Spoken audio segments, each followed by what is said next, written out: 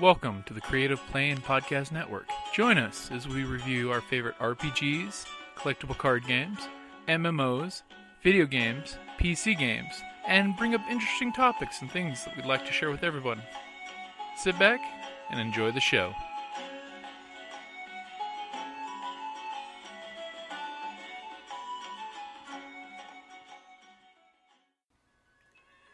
Hi, this is Kelly, aka Trixie from Ragnarok and Roll, a Scion to Ragnarok story, and Tilda Wimblewick from D&D Journey of the 5th Edition.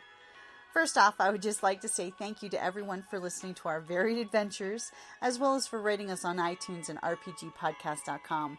If you haven't rated us yet, we would greatly appreciate it if you could. And if you're looking for more ways to support our efforts, we are now on Patreon, a great site where you can help us continue making more podcasts, as well as some special surprises for our patrons. If you can, please look us up at www.patreon.com/cppn. Every little bit helps. And again, thank you for listening. Hey guys, Jim and Kelly here from the Creative Play and Podcast Network. It's the next day, August 9th. So for Rpgaday Challenge, it is August 9th, Beyond the Game. What's involved in an ideal session? Well, for me, it's the friends, the socializing, and I like having snacks. I'm sorry, I do, even if they're healthy snacks. It's just something about being around the table, a group of people, having a little nosh, and I always like to, I'll have that diet soda that day. You're supposed to just water. It's like I get to treat myself. Not only do I get to treat myself to the games, I'm going to treat myself to treats. I'm going to have diet soda. And I'm going to have, I'll have that Slim Jim. Processed meats, yum. This episode brought to you by Slim Jim and Diet Coke and Dr. Pepper. I prefer the diet root beer, but yeah. Diet A&W. Yeah. Shameless plug.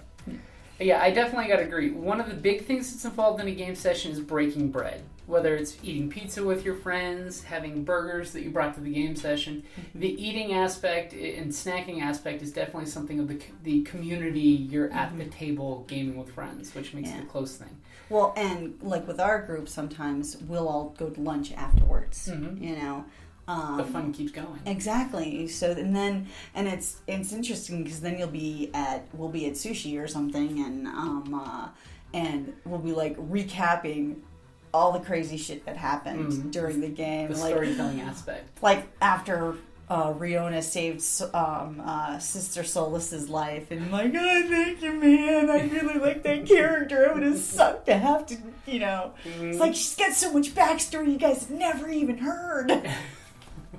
I do, actually. You need to start working on those, doing some of those as little one-shot podcast episodes. No, because then people will know. Wow. Because I don't want the group to know yet. Then put it on Patreon. It's fodder for you. That was all created for you, for fodder.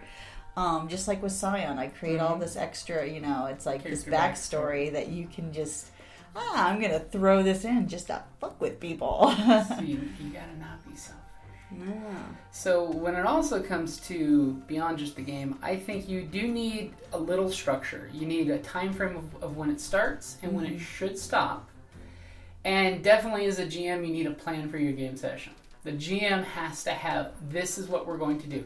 Now, it doesn't have to be fleshed out 100%. It can be 12% of a plan. That's barely a concept. But at least 12% of a plan, because that way when you're player, you have something in mind. So when the players go off on a complete tangent, which often happens, you can at least roll with the storyline so you keep going. Roll with the storyline. So at least I would say a structured start and stop time. Stop time, of course, is always loose. You can always go loosey-goosey and go overwards, but except like when we're at Tucson Games and Gadgets. Yeah, because we have a hard stop. We reserve the room for a hard stop time. Yeah. As well as some kind of concept of what everyone's going to do when they sit down and start gaming. Okay, well then on that note, I would have to say one thing that's beyond the game itself, that for an ideal session is to have a GM that is flexible enough to roll with it. Because, there's, others not, They're a little too stuck on the storyline. or they put in so much effort into one specific storyline, and then you're just basically railroaded into, and the characters, you're not. It stifles the players. Mm-hmm. But of course, it's a two-way street. Yeah. We don't want to get too far. That don't want to play the game. You get the too far afield. So I guess flexibility on both the GM and the player's part to say, take the hint, players. I need you to kind of go this way. The big giant sign pointing to danger or to the prairie of happiness. Have the GM who's able to, I have a group of murdering hobos that all of a sudden are actually thinking their way through this as opposed to killing their way. Shit moment when that happens. Yeah. Oh God, they got their shit together. I'm not prepared for this. Exactly. So, whether you change your shorts or just roll with it. And remember, as a GM, it's okay to give your players a synopsis of, hey guys, here's what we're doing, here's what's going to happen, here's what you believe is going to go in character. Like, Fate System's really good about that.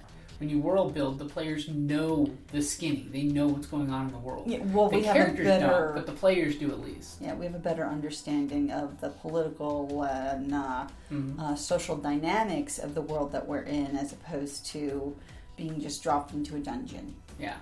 So that way, when you tell your playing group you go after Jack the Ripper, they're not going after every sign of werewolf they think is out there. They're sticking on the storyline that is Jack the Ripper. So, yeah, because we could very well have a werewolf in the party. Yeah, so definitely food and drink, good friends. Good friends to game with, because good friends are always to game with. Flexible gaming and flexibility. I apologize for our new puppy, Freya, who is eating her squeaky toy right now and going crazy on it because we locked her out of the room. Yeah.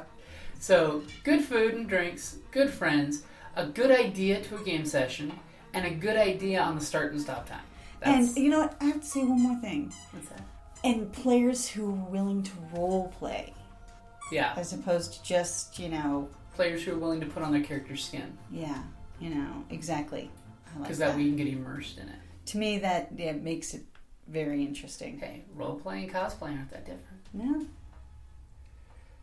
Alrighty, guys. Thank you for listening. That was day 9, Beyond the Game, and what's involved in an ideal session. And thank you for listening. Hey gamers, Jim here from Creative Play and Podcast Network. If you're in the Tucson area this September and October, I've got a special message for you. Hey, this is Karen from RinCon. We are having our convention from September 30th through October 2nd here in Tucson, Arizona. Come out and play every kind of game under the sun with us. We've got role-playing, board games, minifigs, CCGs, we've got Artemis, we have panels with special guests, and this year the theme is steampunk. So get out your, dust off your dirigibles, get out your chapeaus and put them on, come on down.